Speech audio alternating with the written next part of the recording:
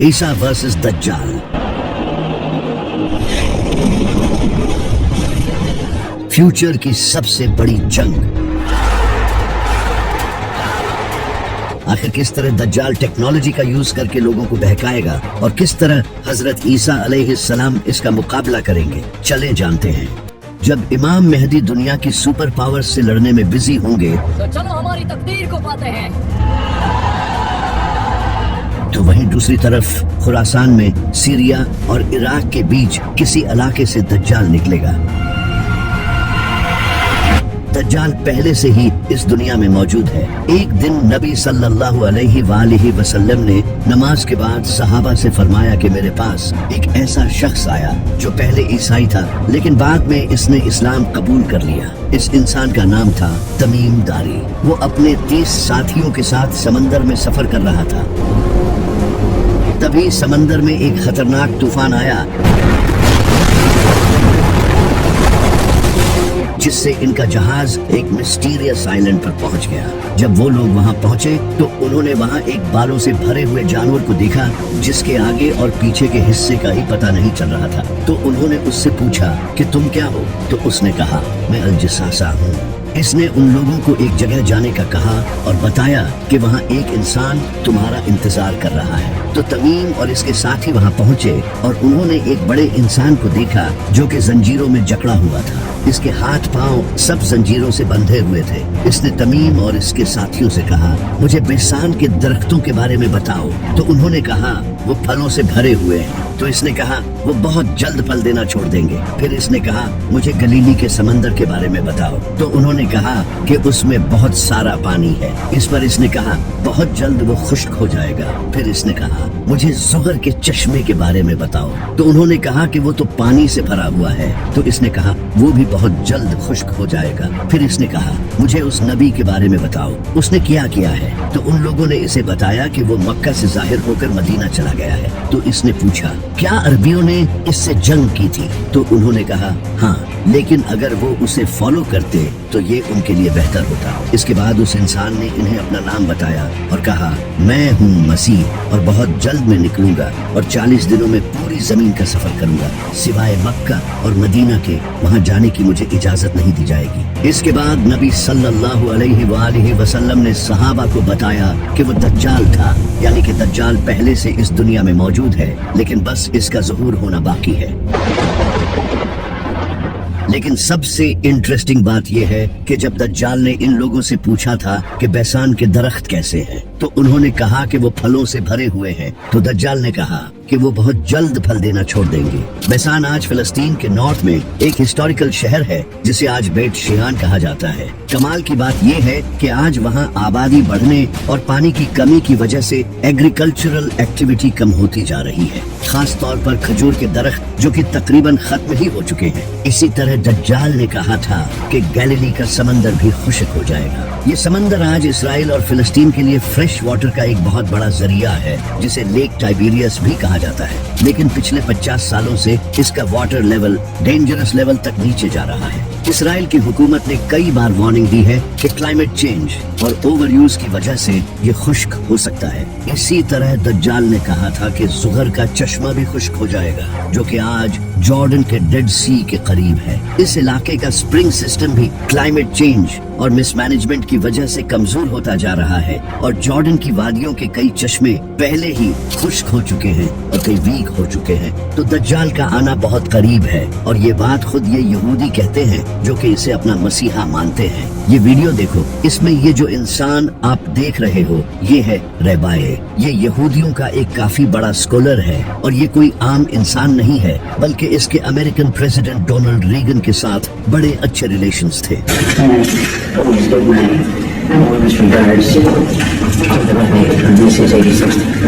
یہ ریبائے یہاں نیتن یاہو سے بات کر رہا ہے اور اسے کہہ رہا ہے کہ مسیحا ابھی تک نہیں آیا ہے، اس کی آنے کی تیاری کرو۔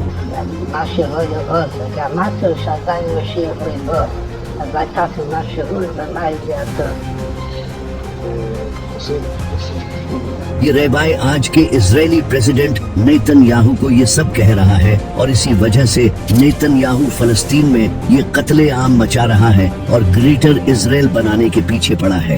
the whole Middle East changes.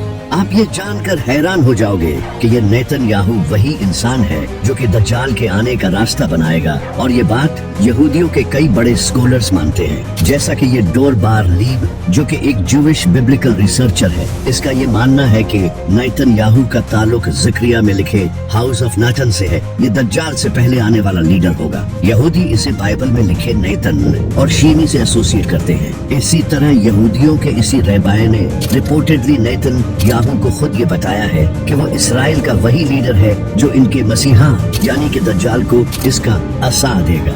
इसी तरह यहूदियों का एक और रहबाए लेवी सुद्री, वो भी नेतन्याहू को किंग सॉल के बेटे जॉनथन से कंपेयर करता है, जो कि इनके मसीहा के रास्ते आसान करेगा। इनके और कई रहबाए का ये कहना है कि ये दज्जाल के आने से पहले इसराइल का आखिरी प्राइम मिनिस्टर होगा। और ये सब तो क्लियरली इस वीडियो में देख सकते हो कि किस तरह इनका रहबाए इसे क्लियरली कह रहा है कि मसीहा के आने की तैयारी करो। और आज आप खुद देख सकते हो कि किस तरह नेतन्याहू दज्जाल के आने की तैयारियां कर रहा है। ये यहूदी दज्जाली सिस्टम ला रहे हैं जो कि न्यू वर्ल्ड ऑर्डर है। A new world order.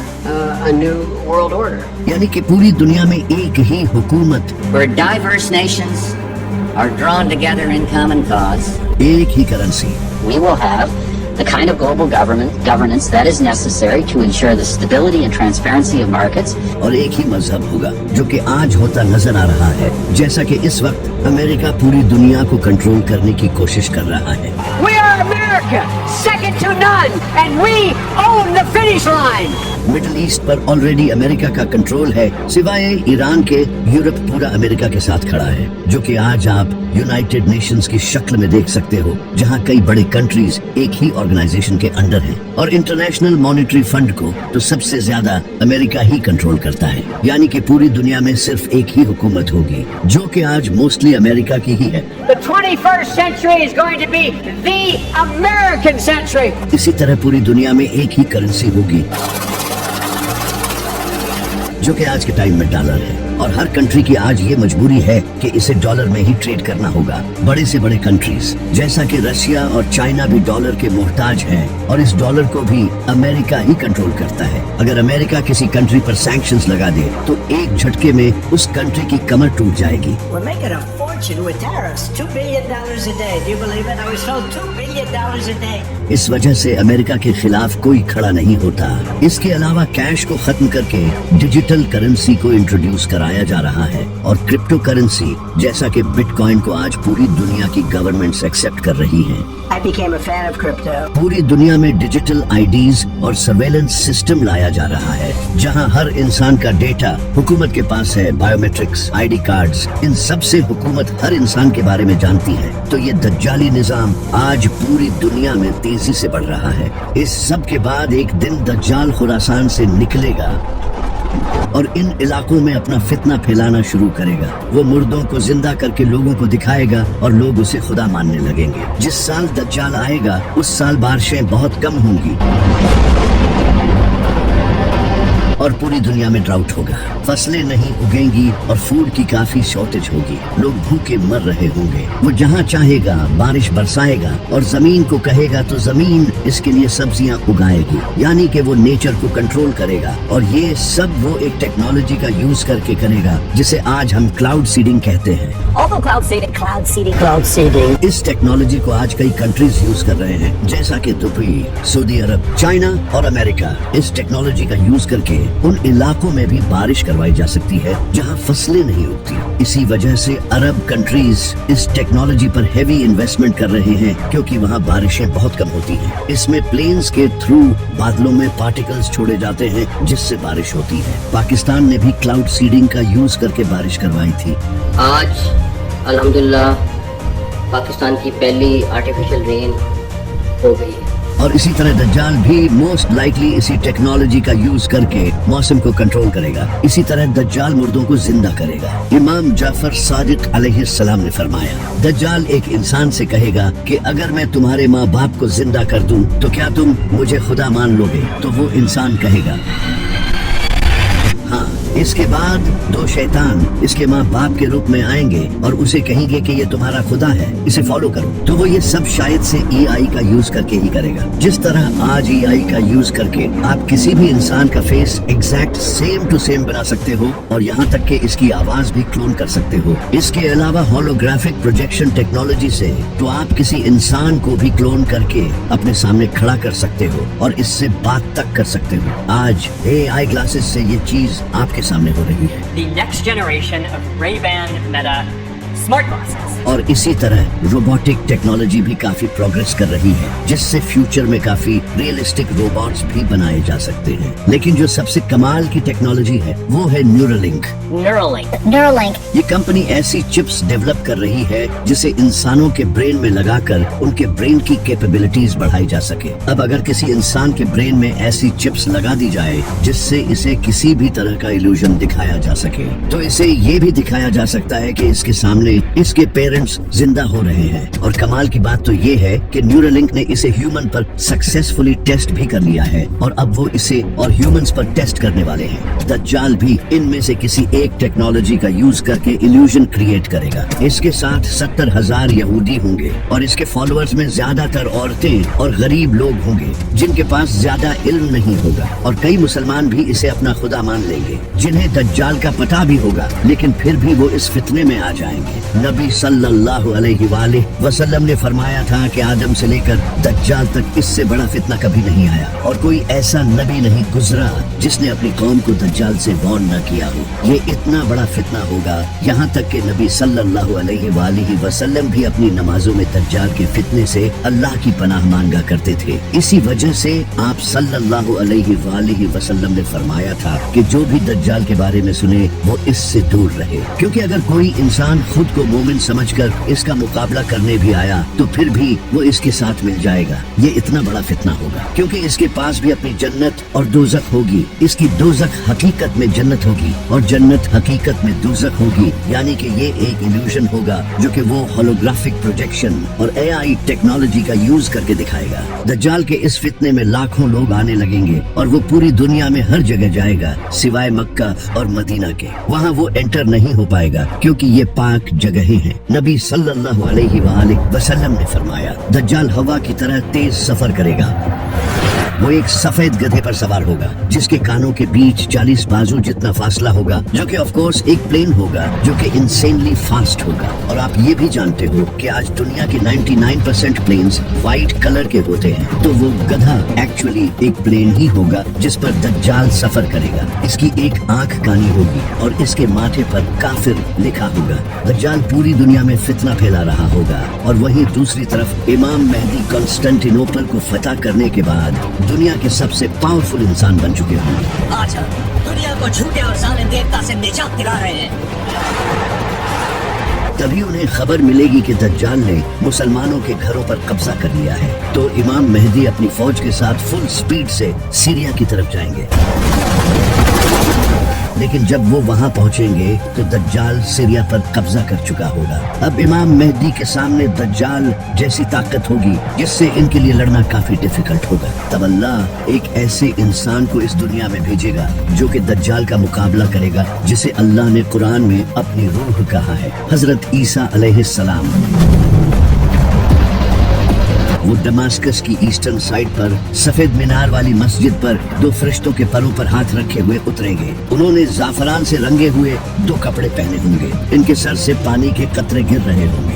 जिस मस्जिद पर हजरत ईसा अलैहिस्सलाम उतरेंगे उस मस्जिद में इमाम मेहदी अपनी फौज के साथ नमाज की तैयारी कर रहे होंगे। हजरत ईसा अलैहिस्सलाम मस्जिद में एंटर होंगे तो इमाम मेहदी उन्हें जमात करवाने के लिए आगे करेंगे। तो हजरत ईसा अलैहिस्सलाम कहेंगे कि इकामत तुम्हारे लिए हुई है, तुम इस उम्मत के लीडर हो। तो फिर इमाम मेहदी जमात करवाएंगे। नमाज के बाद इमाम मेहदी लीडरशिप हजरत ईसा अलैहिस्सलाम के हवाले कर देंगे। फिर हजरत ईसा अलैहिस्सलाम फौज तैयार करेंगे क्योंकि दज्जाल के साथ भी बहुत बड़ी फौज होगी। इसके साथ दुनिया की गवर्नमेंट्स, टेक्नोलॉजी, सब कुछ होगा। हजरत ईसा अलैहिस्सलाम मुसलमानों को गाइड करेंगे। इन्हें देखकर मुसलमानों का हौसला और ज्यादा बढ़ जाएगा क्योंकि अब इनमें एक नबी मौजूद होगा और शायद से हजरत हजरत ईसा अलैहिस्सलाम के पास कुछ स्पिरिचुअल पावर्स भी होंगी। इसी वजह से जब दज्जाल को पता चलेगा कि हजरत ईसा अलैहिस्सलाम इस दुनिया में आ चुके हैं तो वो भागने की कोशिश करेगा।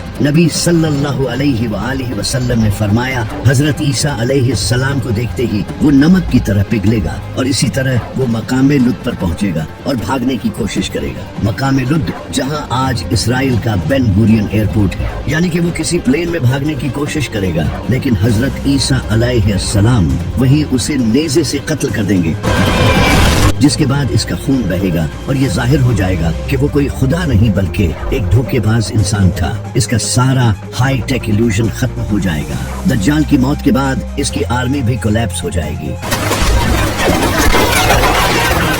बहुत से लोग इसे छोड़कर फिर से इस्लाम कबूल कर लेंगे, कुछ भाग जाएंगे और कुछ लोग जो दज्जाल के फॉलोअर्स होंगे वो बीमारी से मर जाएंगे। हजरत ईसा अलैहिस्सलाम और इमाम मेहदी भी लोगों को दोबारा से दीन की दावत देंगे। पूरा दज्जाली सिस्टम भी खत्म हो जाएगा।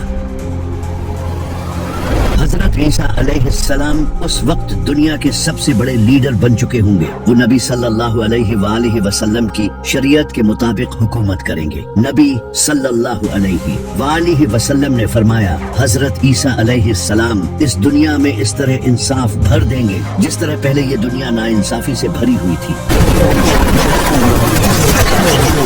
इसके बाद लोग दोबारा जंग नहीं करेंगे।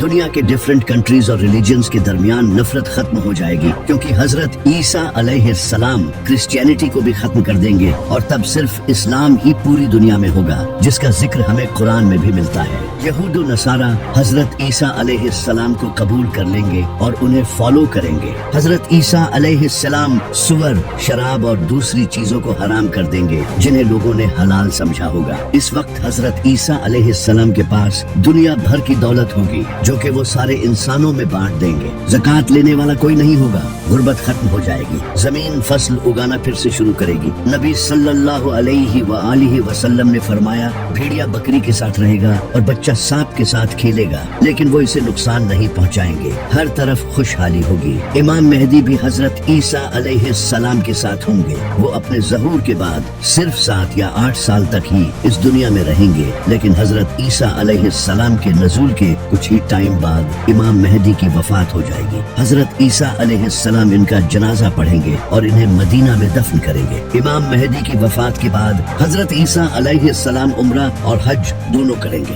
ये सब कुछ सही चल ही रहा होगा कि तभी अल्लाह याजूज माजूज को आजाद कर देगा।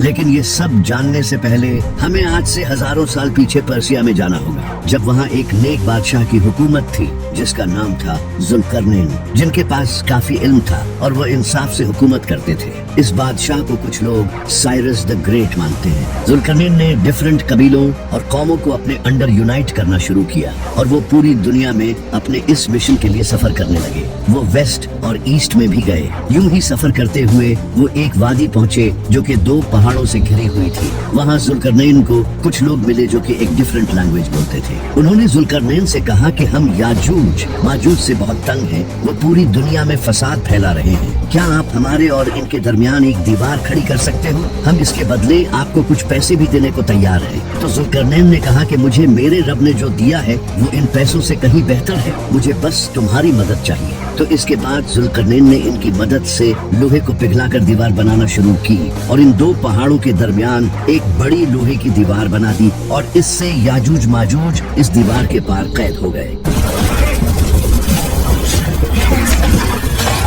जुल्करनैन ने दीवार बनाने के बाद लोगों से कहा, एक दिन मेरे रब का वादा पूरा होगा और ये दीवार टूट जाएगी। इसके बाद जुल्करनैन वापस चले गए और क़यामत तक के लिए वो दीवार मुसलमानों की गर्दन पर तलवार की तरह लटक रही है।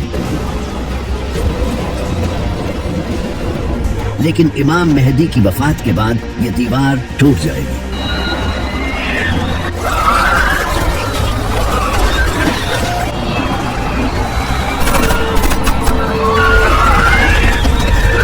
अल्लाह हजरत ईसा अलैहिस्सलाम से कहेगा कि मैंने याजूज माजूज जमीन पर छोड़ दिए हैं।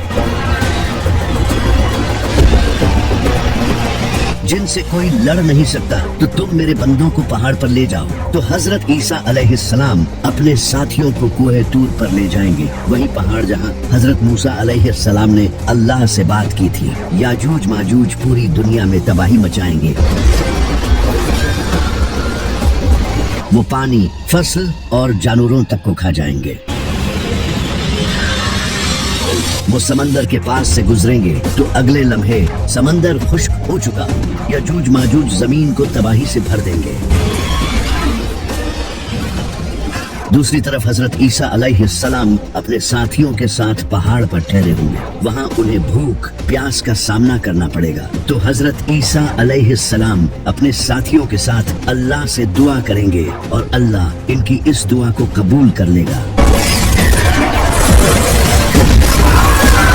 इसके बाद अल्लाह याजूज माजूज की गर्दनों में ऐसा कीड़ा पैदा करेगा जो कि इनकी गर्दनों में सुराख कर देगा। इससे एक ही रात में इनकी मौत हो जाएगी